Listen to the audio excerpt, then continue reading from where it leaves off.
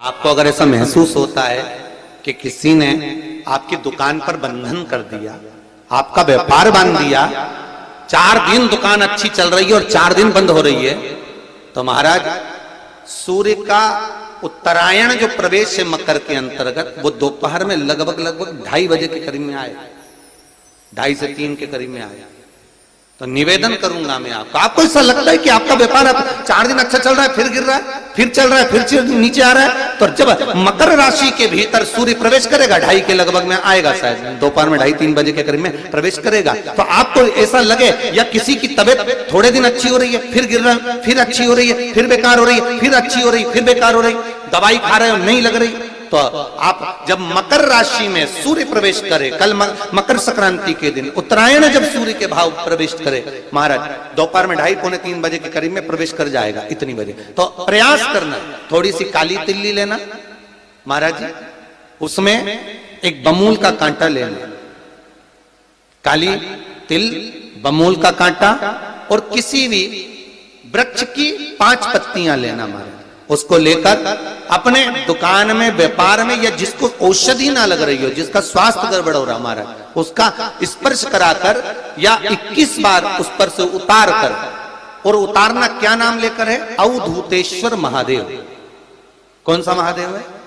जम के बोलो जरा, अवधूतेश्वर महादेव। शिव जी का एक अवतार हुआ था, अवधूत रूप शंकर का। शंकर भगवान के उस क्रोध को, भगवान शिव के उस क्रोध को ब्रह्मा जी ने घोड़े का रूप दे दिया था और घोड़े को समुद्र में डाल दिया था।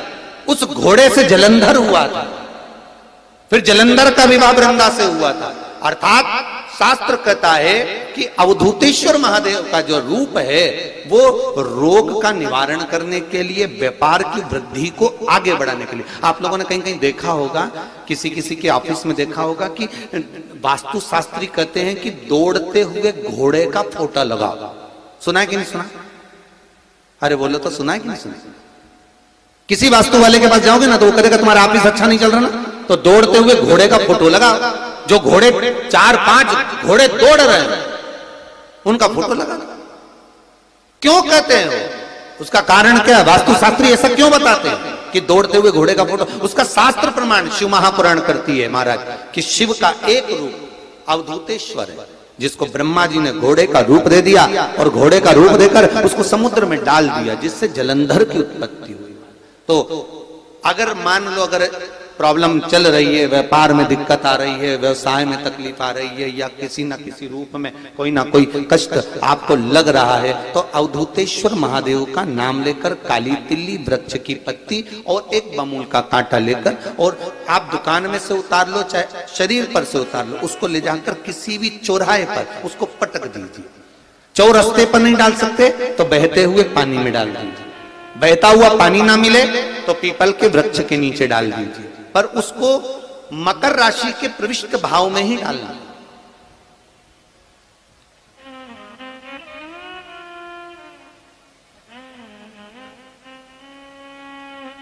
प्रविष्ट भाव।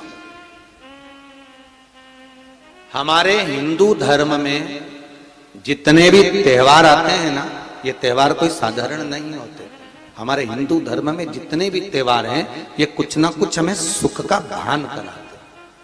एक भी त्योहार ऐसा नहीं है हिंदू धर्म का जो कि खाली जाए। बस हम उससे दूर रहते हैं, हमें आता नहीं है, बस एक साधारण भाव में हमने त्योहार मना लिया, पर उसका महत्व हम समझें, उसको जाने कि उसकी महत्वता क्या।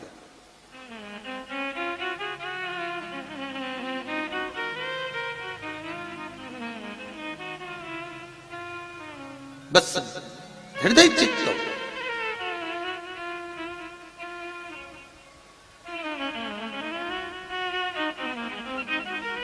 कोई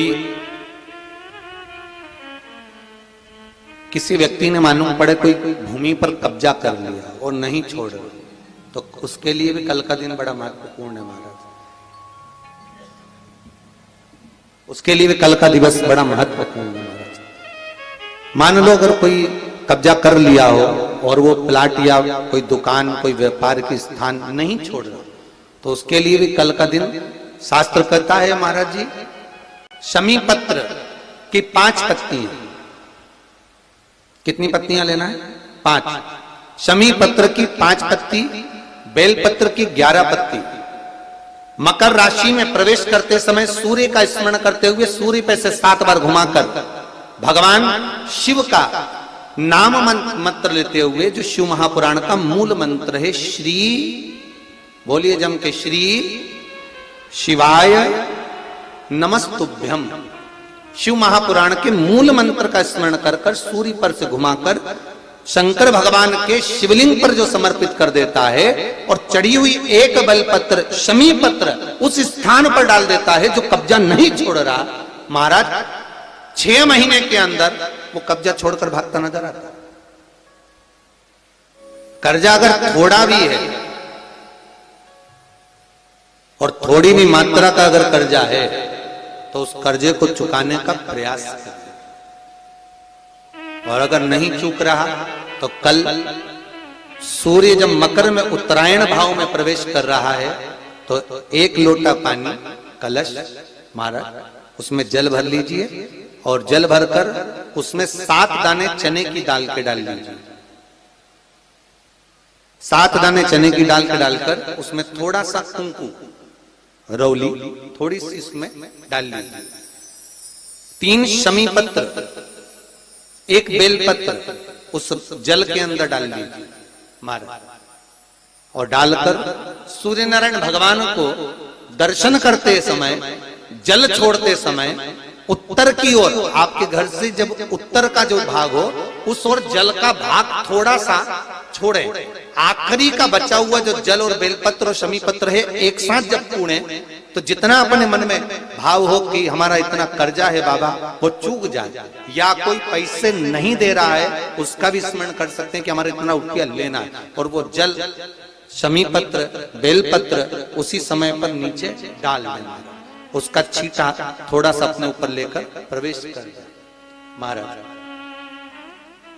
ज्यादा से ज्यादा 5 महीने 6 महीने कहीं ना कहीं बाबा ऐसी कृपा कर देता है, कोई सहयोग, कोई धन, कोई संपदा, कोई व्यापार ऐसा बना देता है कि पैसा हाथ में आता है और कर्जा चूक जाता है। ये बाबा ही। और एक बात का याद रखना, हमें किसी से लेकर नहीं देना कर्जा, भगवान से ये निवेदन करना है हमको कि बाबा हमको ऐसा व्यापार दे, ऐसा धन हमारा खुद का दे जिससे हम अपने पैसे से कर्जा चुका। मालूम पड़े कर्ज मुक्ति के लिए कल आप लोग अर्घ अवश्य दें, सूर्य का स्मरण करें, सूर्य देवता का, और अर्घ प्रदान करें। निवेदन एक और है,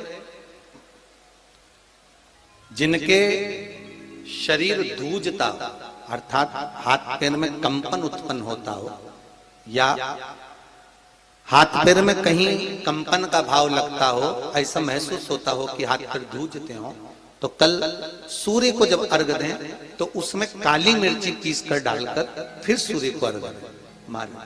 अर्घ देने के बाद में जो जल आप जमीन पर छोड़ेंगे उसका भाग थोड़ा सा अपने शरीर पर लगा लेंगे जहां जहां पर कंपन उत्पन्न होता।